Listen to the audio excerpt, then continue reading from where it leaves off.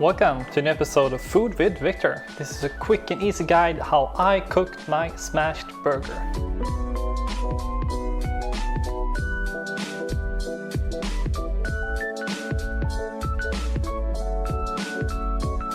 And the meat I'm using here is prime rib. It contains a lot more fat, and that will help with the Maillard effect to caramelize the surface on the burger.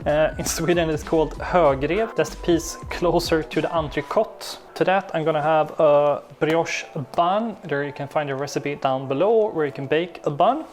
You can use a potato bun as well. This is a little bit what you like, I guess. I'm gonna create a simple, kind of standard almost hamburger dressing for that. Also I'm gonna have some thin sliced yellow onion on top. And I'm also gonna use a slab of American cheese. And this is one of those recipes where mise en place is very important. And the fancy word for have everything ready. Because when you start frying it and it's done, it's assembly and out to the person who's gonna eat it. Goes very quick. So have your thing prepared. And for me, this is really standard burger. You can fancy up or do different versions. But for me, this is my favorite at the moment. Smashed burger, simple as possible. So without further ado, I'm gonna, since I only have one pan, I'm gonna fry it first while I make the sauce. And then we'll fry the burger and assemble everything. Let's get started. This is a pretty standard recipe, as I said, of creating hamburger dressing. I'm using equal parts mayo, equal parts mustard and ketchup.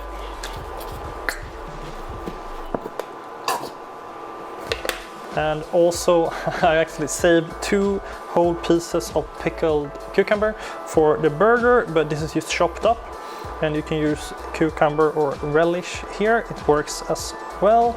And also I'm gonna add a splash of garlic powder. You can also use onion powder here as well. That's about it. This is what we have now. Just mix that up. And here we have the dressing, and also the recipe for this is down below also. I'm gonna wet my hands first. Shape 2 small balls. 2 small, almost like meatballs. And this we're gonna press so it become a patty afterwards. And I like to use only 1 slice of cheese. For me it gets a little bit too heavy when you use 2 slices, but that's up to you depending on what your cheese you use, I guess. This looks good already. I'm gonna throw those over here. And what I'm doing here is I'm gonna in with some regular canola oil, as I said. I'm going up on 8, 9 of 10 level, and what I'm doing here now is I'm dropping in the burrs or the meatballs, and I'm gonna show you here a technique. And what's important here is to use a metal, if you're using cast iron of course, spatula. They can really press down, and like to use a wooden spoon to really get that press going. I'll fry them first, then flip, and then squish them down. Time for, and get your spatula ready and really press down.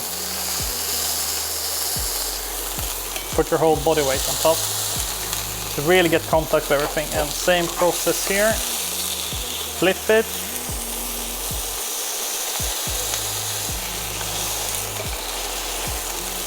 There we go. Here it's good to use the salt quite generously, and the black pepper as well. There we go. Now it's kind of important to not look too soon, because we really want to get that caramelized surface that the fat in the patty creates, the so-called Maillard effect, that really gets that nice caramelized, I don't know, almost crunchy surface. And once we can see there's almost blood coming out through the meat, then it's ready for the flip. There we can see the nice, almost caramelized, crunchy surface that we're going for. And now it's time to add the cheese on top of one. And now, after the cheese is melted, we're ready to go.